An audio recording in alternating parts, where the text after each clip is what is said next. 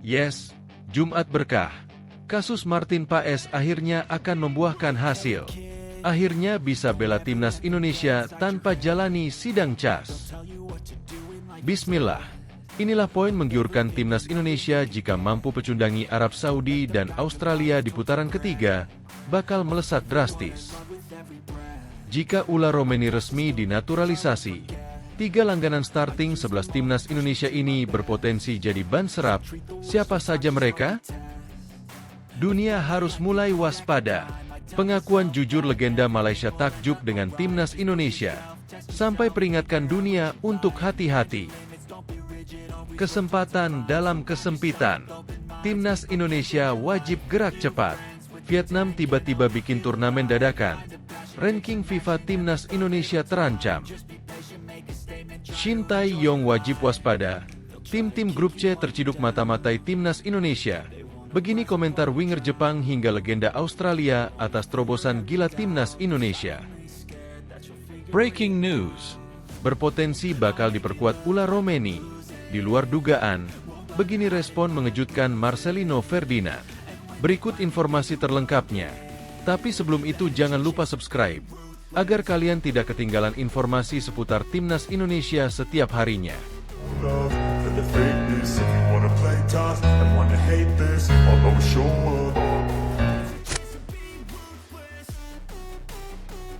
Yes, Jumat berkah. Kasus Martin Paes akhirnya akan membuahkan hasil.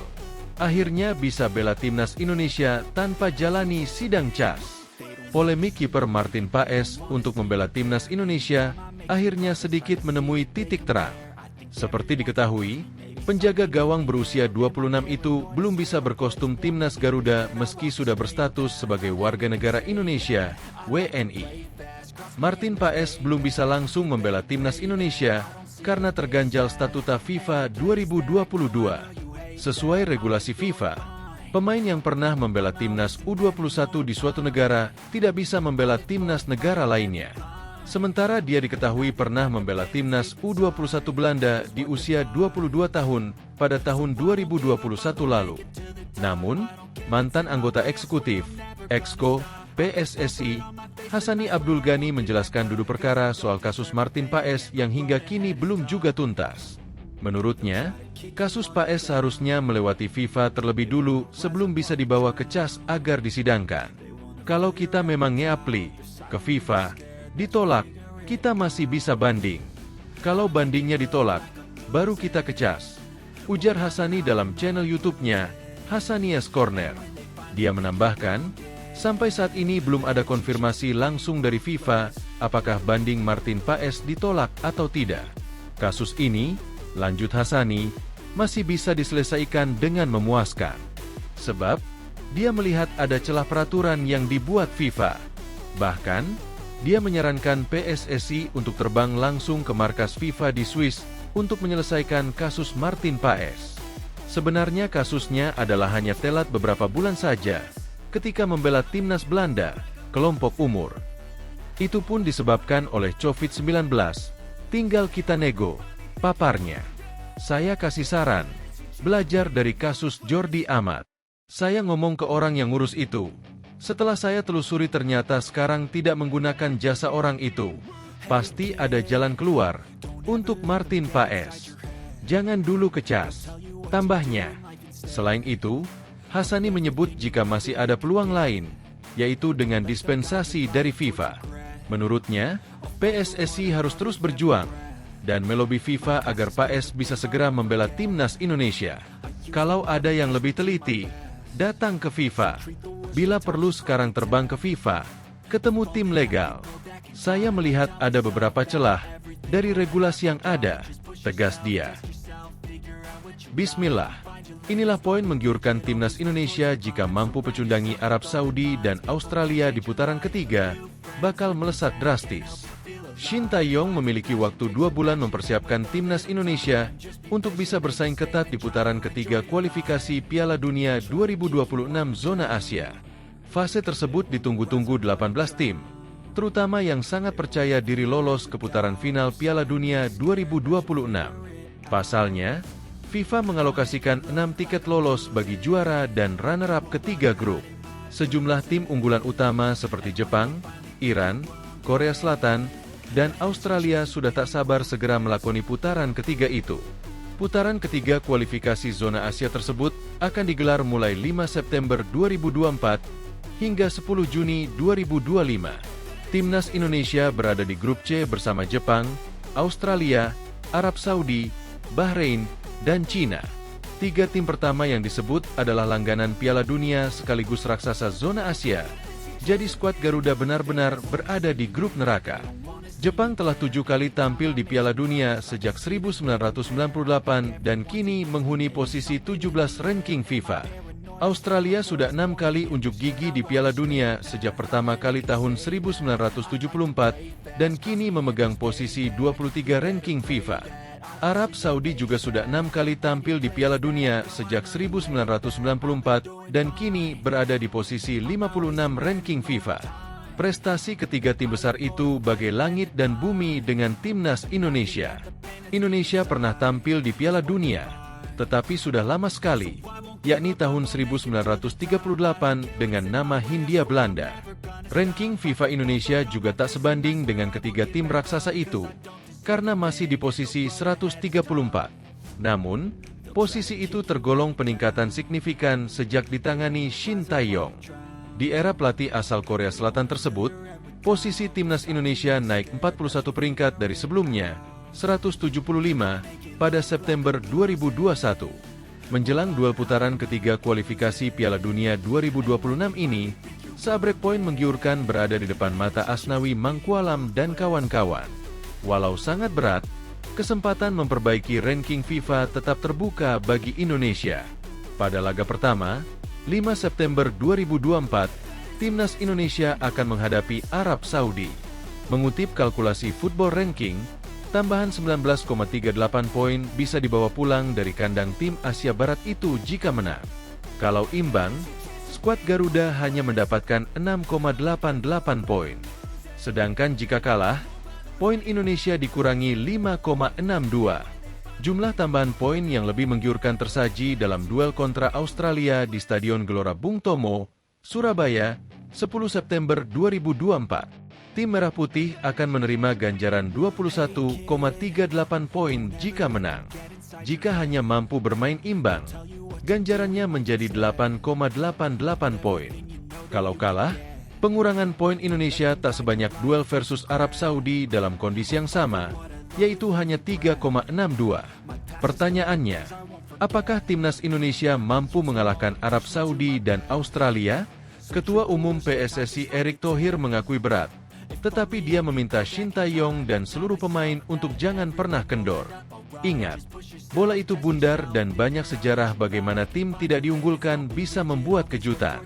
Lihat saja di Piala Eropa 2024 ini, bagaimana kiprah Austria atau Georgia. Jadi, tetap melawan walau di grup berat, ucap Erick beberapa waktu lalu. Yang wajib dilakukan Shin Tae-yong dalam waktu tersisa sekarang adalah meningkatkan level permainan anak-anak asuhnya, baik dari aspek teknik maupun ketahanan fisik.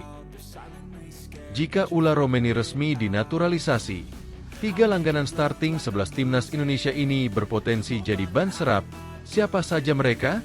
Berpeluang jadi amunisi baru timnas Indonesia di kualifikasi Piala Dunia 2026. Kehadiran Ula Romeni berpotensi membuat 3 langganan starter skuad Garuda ini turun ke bangku cadangan. Seperti diketahui, timnas Indonesia lolos ke putaran ketiga kualifikasi Piala Dunia 2026 setelah finish sebagai runner-up grup F putaran kedua. Skuad Garuda sukses catatkan 2 kemenangan dan sekali imbang dari total 6 pertandingan yang mereka jalani di putaran kedua. Pada putaran ketiga kualifikasi nanti, timnas Indonesia tergabung di grup C dan bakal menghadapi sejumlah tim kuat Asia seperti Jepang, Australia, Arab Saudi, Bahrain serta Cina. Di grup C nanti, timnas Indonesia akan bersaing memperebutkan 2 jatah lolos langsung ke Piala Dunia 2026. Secara peringkat FIFA dan kualitas skuad, timnas Indonesia berada paling bawah dari kelima negara lain di grup C. Oleh sebab itu, PSSI dikabarkan bakal menambah amunisi timnas Indonesia terutama lewat pemain naturalisasi agar anak asuh Shin Tae-yong tersebut bisa berikan perlawanan. Sampai saat ini, cukup banyak rumor dan nama yang beredar di media yang dikabarkan masuk dalam list PSSI untuk dinaturalisasi. Salah satunya adalah Ula Romeni. Pemain FC Utrecht tersebut digadang-gadang bakal masuk skuad timnas Indonesia di kualifikasi putaran ketiga nanti. Rumor kehadiran Ula Romeni ke timnas berhembus lewat pernyataan pengamat sepak bola tanah air, Roni Pangemana. Menurut Bung Ropan, Ula Romeni masuk radar Erick Thohir untuk segera dinaturalisasi dalam waktu dekat. Akan tetapi sampai saat ini, belum ada kabar lanjutan mengenai proses naturalisasi striker 24 tahun tersebut. Andai Ula Romeni benar-benar resmi memperkuat timnas Indonesia, kehadirannya diprediksi bakal membuat 3 langganan starter di skuad Garuda ini hilang dan harus turun ke bangku cadangan. Lantas siapa sajakah pemain tersebut? Nama pertama adalah Rafael Struijk. Pemain 21 tersebut merupakan salah satu andalan lini depan timnas Indonesia di era Shin Tae-yong. Meski statistik golnya tidak terlalu memukai, namun pergerakan tanpa bola serta kemampuan dribbling Rafael Struijk membuatnya terus jadi pilihan. Bahkan di laga kontra Filipina kemarin, Rafael Struijk kembali jadi starter dan tampil selama 63 menit. Namun setelah kedatangan Ula Romeni nanti, peluang Rafael Struijk untuk jadi starter kemungkinan bakal menurun. Dengan formasi 3-5-2 andalannya, Shin Tae-yong diprediksi bakal memilih duet Ragnar Oratmangoen dan Ula Romeni sebagai tumpuan. Berikutnya ada Witan Sulaiman. Bintang Persija Jakarta ini sejatinya bukan seorang striker, namun kehadiran Ula Romeni bisa memperkecil peluangnya tampil sebagai starter. Dengan skema tersebut, trio lini depan timnas Indonesia kemungkinan diisi oleh Ragnar Oratmangoen, Ula Romeni, serta Rafael Struijk. Ula Romeni akan menempati posisi ujung tombak, sedangkan Ragnar Oratmangoen dan Rafael Struijk yang punya kecepatan serta kemampuan dribbling bakal mengisi posisi second striker atau winger kiri dan kanan. Terakhir adalah Marcelino Ferdinand. Sama seperti nama sebelumnya, mantan penggawa Persebaya ini bukan seorang striker, namun perubahan taktik imbas kedatangan Marcelino Ferdinand juga bisa membuatnya tersingkir dari starter. Sepanjang tampil bersama timnas Indonesia, Marcelino Ferdinand kerap dipasang sebagai gelandang serang yang punya tugas free role. Artinya, Marcelino Ferdinand dapat bergerak bebas ke lini depan serta menjemput bola ke lini tengah untuk membangun serangan. Dengan kehadiran Ula Romeni, nantinya peran Marcelino Ferdinand bisa digeser Ragnar Oratmangoen yang juga dapat dipasangkan sebagai gelandang serang. Sedangkan Ula Romeni akan mengganti peran Ragnar Oratmangoen di ujung tombak dan bertandem dengan Rafael Struijk. Marcelino Ferdinand sendiri bisa digeser ke posisi sayap kiri. Namun hadirnya Kelvin Verdong yang baru saja dinaturalisasi membuat pos tersebut sepertinya bakal jadi milik Verdong.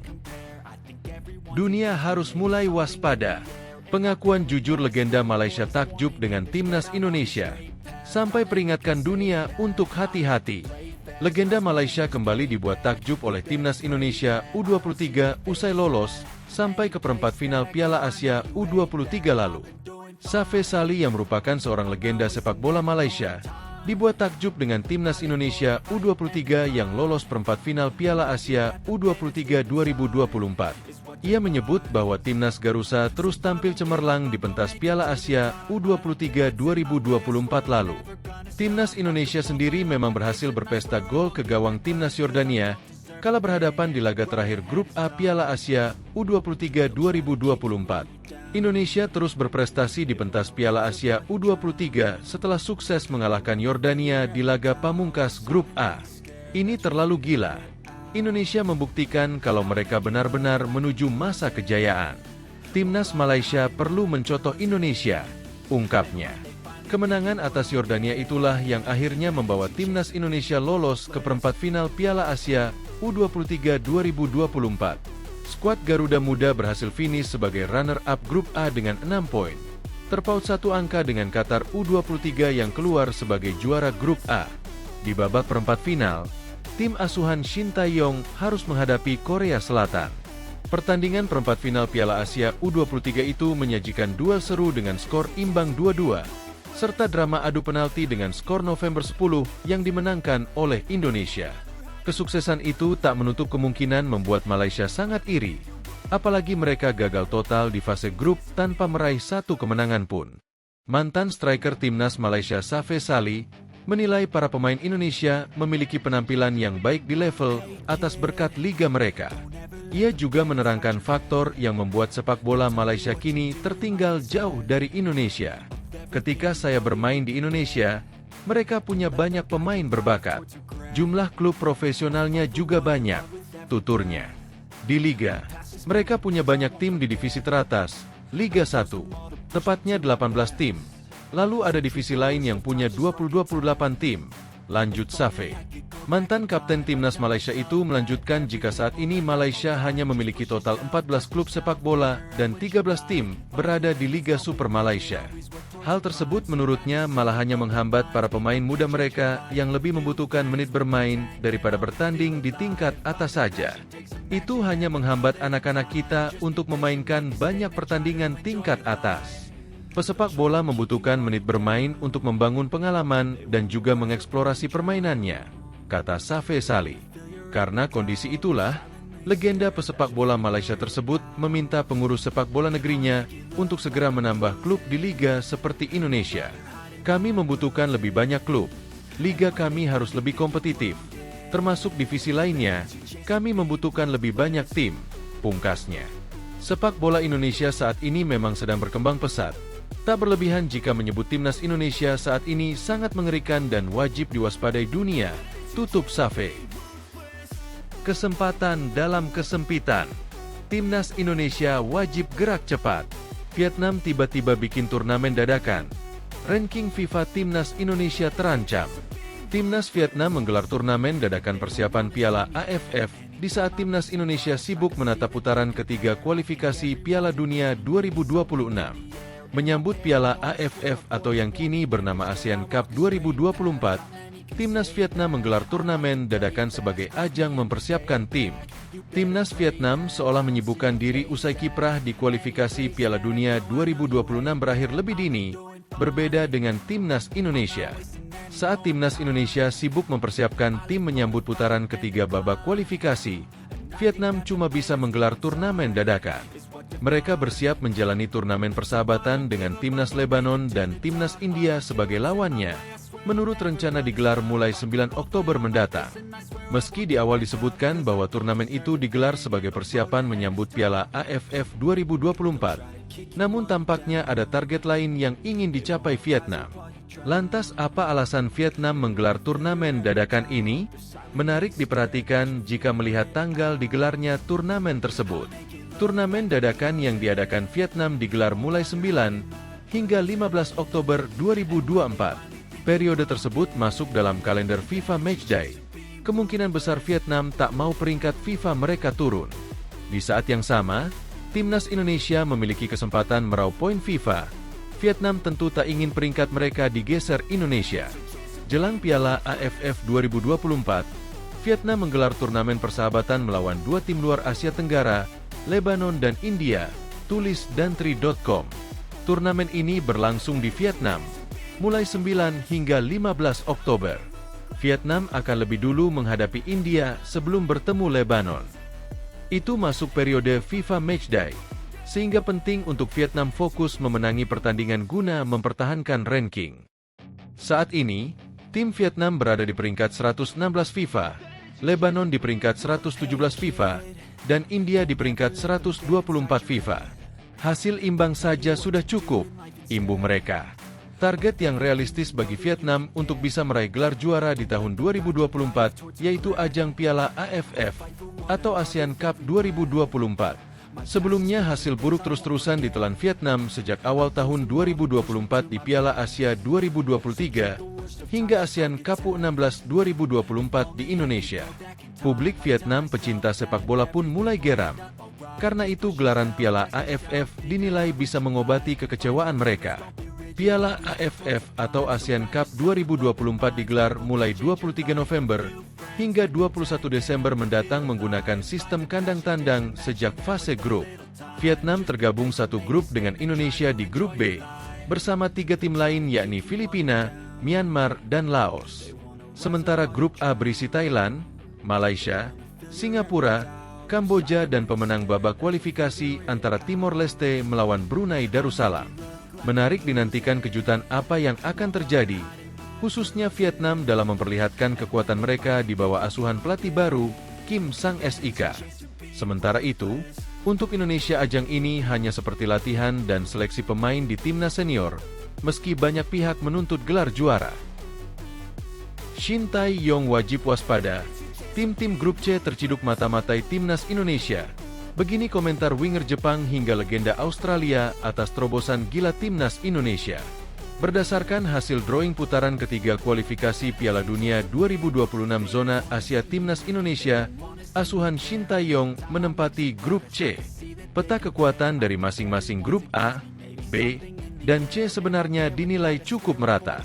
Semuanya sulit termasuk grup C yang dihuni timnas Indonesia, di mana skuad Garuda akan bertarung dengan tim-tim yang terbilang kuat yakni Jepang, Australia, dan Arab Saudi sebagai langganan Piala Dunia. Ketiga negara itu dianggap sebagai tim yang bakal mendominasi. Sedang sisanya barulah Bahrain, Cina, dan Indonesia. Meskipun begitu, timnas Indonesia ini meskipun rankingnya paling bontot tapi dari segi kedalaman skuad jelas tidak bisa dianggap remeh.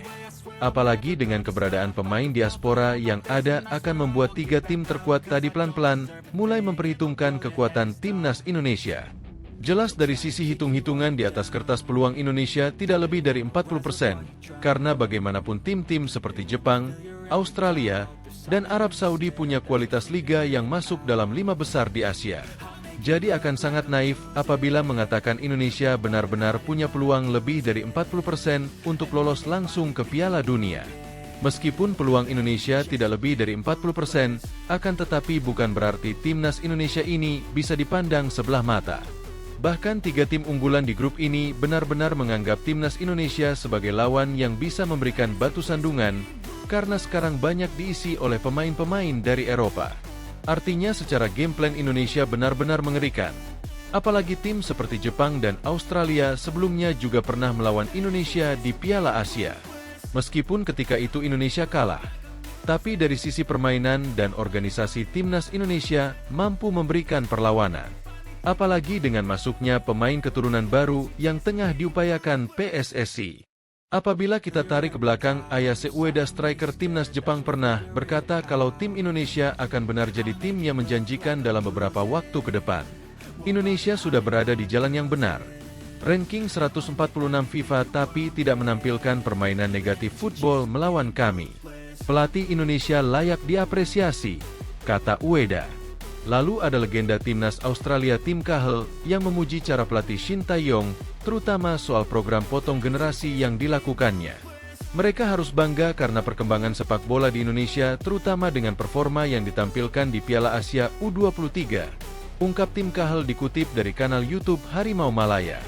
Dengan skuad yang ada, maka sudah seharusnya tidak boleh ada satu tim pun yang menganggap timnas Indonesia sebagai tim lemah lagi, termasuk Bahrain dan Cina.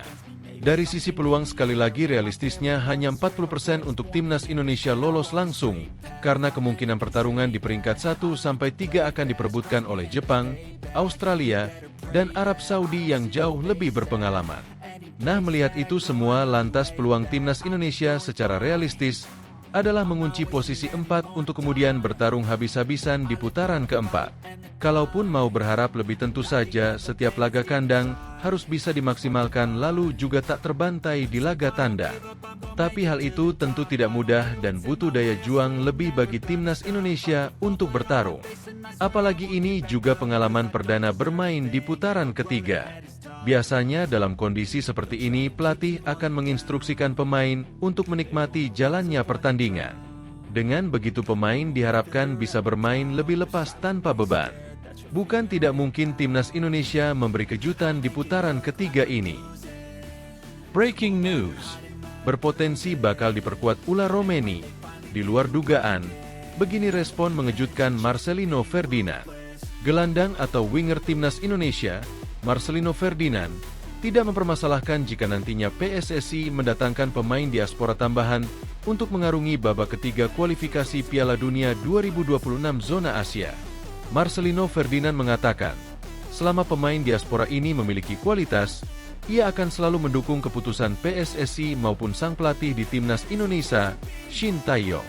September 2024, Timnas Indonesia akan memulai perjuangan di grup C babak ketiga kualifikasi Piala Dunia 2026 zona Asia yang berisikan Jepang, Australia, Arab Saudi, Bahrain, dan Cina.